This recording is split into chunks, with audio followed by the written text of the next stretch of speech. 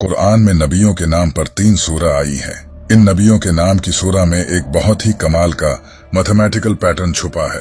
जैसा कि अरबी जबान में हर लफ्ज की अबजीड वैल्यू होती है, जो कि आप इस टेबल पर देख सकते हैं। अगर हम लफ्ज मोहम्मद की अबजीड वैल्यू कैलकुलेट करें तो ये 38 बनती है। लेकिन कमाल की बात ये है कि कुरान में मेरे नबी हजरत मोहम्मद सल्लल्लाहु अलैहि वसल्लम के नाम पर एक सूरा है जिसका नाम है सूरा मोहम्मद।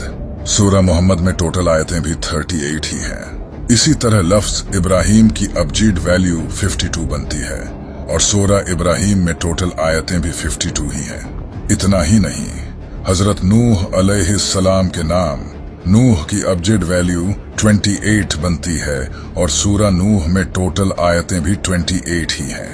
आज आप कुरान के इस कमाल के पैटर्न को जानकर अपना सिर पकड़ लोगे तो तैयार हो जाओ कुरान के इनक्रेडिबल पैटर्न जानने के लिए।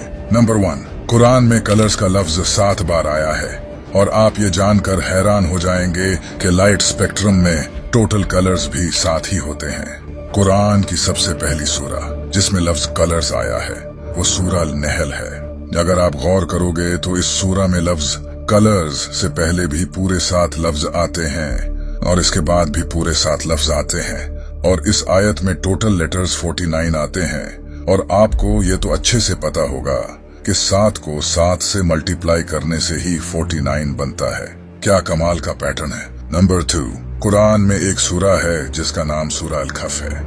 इस सूरा में अल्लाह ने एक वाकया बयान किया है जहां कुछ लोगों को अल्लाह एक गार में 309 सालों के लिए सुला देता है।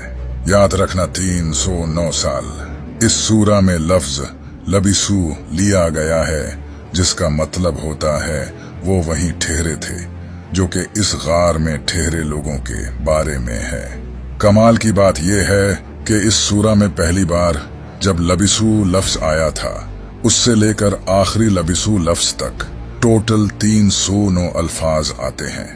याद है जब मैंने कहा था कि वो लोग जिनकी इस सूरा में बात हो रही है वो भी 309 साल ही उस गार में ठहरे थे। सिर्फ इतना ही नहीं, इसी सूरा का 300 नंबर लफ्ज है सालासमिया, जिसका मतलब भी 300 ही है। क्या बात है। नंबर 3, कुरान की 71 नंबर सूरा का नाम सूरा नूह है। इस सूरा में टोटल 28 आयतें हैं। अगर हम इस सूरा की टोटल आयतों को इस सूरा के नंबर से माइनस करें तो जवाब 43 आता है। और यहीं से चीजें इंटरेस्टिंग होती हैं। कुरान में हजरत नूह अलैहिस्सलाम का नाम भी 43 दफा आया है। और सिर्फ यही नहीं, इस सूरा के बाद भी बिल्कुल 43 ऐसी सूरा आती हैं जिनमें हजरत नूह अलैहिस्सलाम का जिक्र नहीं है। और इस सूरा से पहले भी 43 ही सूरा आती हैं जिनमें भी हजरत नूह अलैहिस्सलाम का जिक्र नहीं है। लेकिन क्या आपको पता है कि कुरान में टोटल कितनी ऐसी सूरा हैं जिनमें हजरत नूह अलैहिस्सलाम का जिक्र है? 28, जितनी कि इस सूरा में टोटल आयात हैं। अगर हम इस नूह लफ्ज को देखें तो ये नूह लफ्ज इन 3 लफ्जों से मिलकर बना है। और कमाल की बात यह है कि कुरान में हजरत नूह अलैहिस्सलाम के नाम का सबसे पहली बार जिक्र भी कुरान की 3री सूरा में किया गया है। और जिस आयत में जिक्र है इस आयत का नंबर भी 33 है। सुभान अल्लाह। नंबर 4, अगर मैं आपको कहूं कि कुरान में अर्थ की एज भी बताई गई है तो आप यकीन नहीं करोगे।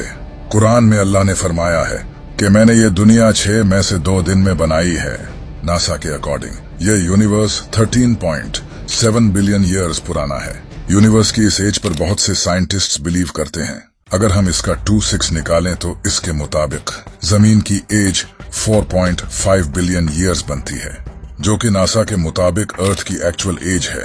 अगर आप अर्थ की इस एज को इग्नोर भी कर दो तो फिर भी ये कैलकुलेशन 100% प्रूव कर देती है कि कुरान ने ये सच कहा है कि जमीन को अल्लाह ने 2 दिन में बनाया है। नंबर 5, ये है सूरा अल-नहल। नहल का मतलब शहद की मक्खी होता है। ये सूरा शहद की मक्खियों के ही बारे में है। यह कुरान की 16th सूरा है।